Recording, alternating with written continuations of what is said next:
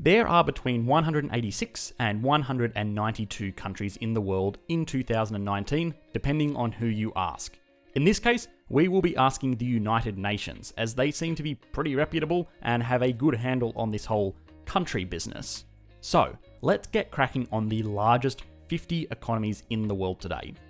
By far, the biggest economy in the world is the United States of America, with an annual GDP of $21.3 trillion US.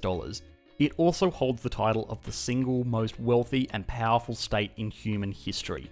Its sports industry alone is larger than the GDP of more than half of the countries on Earth, clocking in at a $75 billion annual figure, which puts it ahead of the GDP figures of countries like Lebanon, Uruguay, and Luxembourg. Hot on the heels of the USA is China, a country that has been the miracle of the 21st century. Its rapid industrialization has been responsible for pulling over 1 billion people out of global poverty. The country's building to accommodate this growth has been so extreme that it has used more concrete in the last 3 years than the United States did throughout the entire 20th century. Japan is the third largest economy in the world, despite not really doing anything for the past 30 years. The country has gotten really old and really bad at competing with its new Asian rivals. But you can hear more about that in the link in the video description. Germany, the economic powerhouse of the European Union. They make great cars, great highways, but most importantly, they are the world leader in zoos. More zoos than the rest of Europe combined. The United Kingdom. Yeesh. Let's get back to this one in 4 months' time. France's biggest industries in order consist of services, tourism, writing, and manufacturing. India, another country whose economic growth has seen millions of people lifted from absolute poverty. It is the definition of a transitioning economy, with over half of its population still working in agriculture.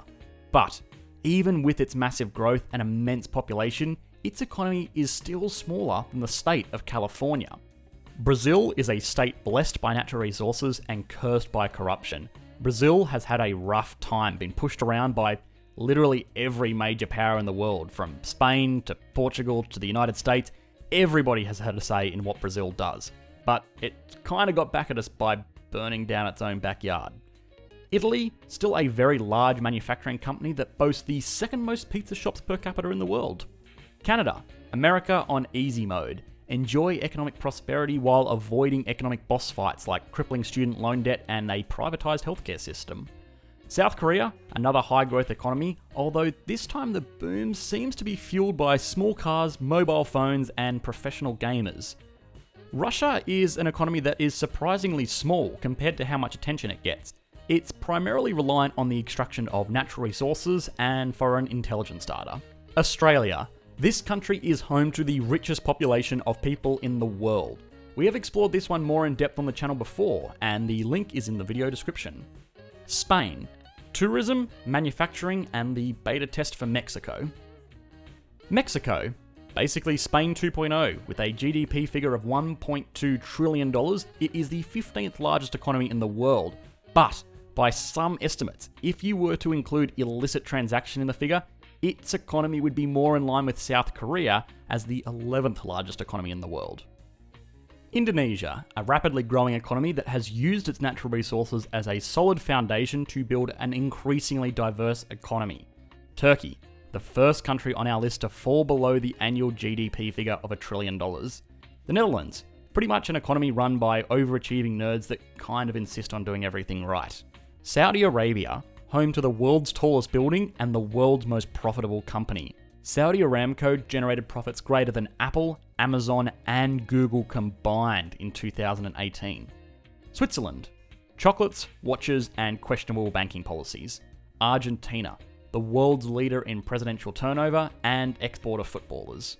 Sweden is the most generous country in the world, with over 1% of its GDP being made up of donations, and also, it is the largest holder of North Korean sovereign debt, so make of that what you will. Poland, Europe's biggest video game producer. Belgium, home to the largest chocolate market in the world, and all around Germany light. In fact, this is not Belgium's flag, it's actually just Germany's flag turned sideways. This is Belgium's flag. Iran, oil and instability. Thailand, the only Southeast Asian country to never be colonized by Europeans, and the country that inspired Red Bull. Don't think that they avoided European pillaging entirely though, because Austria was actually the birthplace of Red Bull after the energy drink's popularity was seen in Thailand. It is today the best-selling energy drink in the world. Norway, Mr. Goody Two-Shoes with the fat bank account. Link is in the description for a video detailing what Norway has been doing with itself. The United Arab Emirates, an oil-rich economy that has the lowest rate of citizens to total population in the world, with expat workers making up more than 80% of the total population of the country. Nigeria, scams and surprisingly good internet. Israel, despite its tenuous past and less than accommodating neighbours, Israel still powers along, fueled by tourism and weapons manufacturing. South Africa is the single most unequal country on earth. South Africa has been marred by social injustices throughout its history, but that did not stop with the apartheid. Over 4 million people still live on less than $1 a day in South Africa, while an increasingly secluded, mostly white upper class hoard more and more of the country's wealth. Ireland, the intellectual property capital of the world, and coincidentally the world's largest private bank account. Denmark, Lego. Singapore, home of expensive cars, the largest airline to population ratio in the world, and high finance services. Malaysia, home of mid-range finance services. The Philippines, the world's home of low-range financial services. If you have ever filled out an extensive bureaucratic piece of financial paperwork, there is an incredibly good chance it was checked and processed in Manila, the capital city of the Philippines. Colombia, an economy mostly reliant on the export of oil, raw materials, and coffee. Pakistan, the home of the biggest black market in the world. By some estimates, over 40% of business done in Pakistan is undocumented. Chile, home of the world's largest swimming pool and, coincidentally, the world's driest desert. Venezuela. Yeah, yeesh. This right here is what you do not do when you discover oil in your country. Bangladesh, the most densely populated non-micronation on Earth, that is thankfully also home to the most fertile farmland on Earth.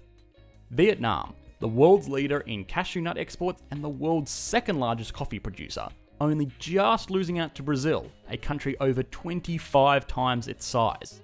The Czech Republic. Amongst all of the underperforming economies in Europe, the Czech Republic is bucking the trend and growing at unprecedented rates, despite the uncertainty in the region. Romania. Following in the footsteps of the Czech Republic, Romania is actually the fastest growing economy in all of Europe, with year-on-year growth consistently over 6%, the real MVP of the European Union. Peru. Tourism, llamas, and tourists looking at llamas. Greece. The most not MVP of the European Union. New Zealand is a great case study of how mean and median averages are often not the greatest indication of sensible averages. The average New Zealander owns 7 sheep, according to mean data, but the average New Zealander owns 0 sheep, according to median data, all of which is obviously very silly. But yeah, the takeaway is that New Zealand still has a lot of sheep, and you should learn how to lie with statistics. Egypt. Solid architecture, less solid political structure.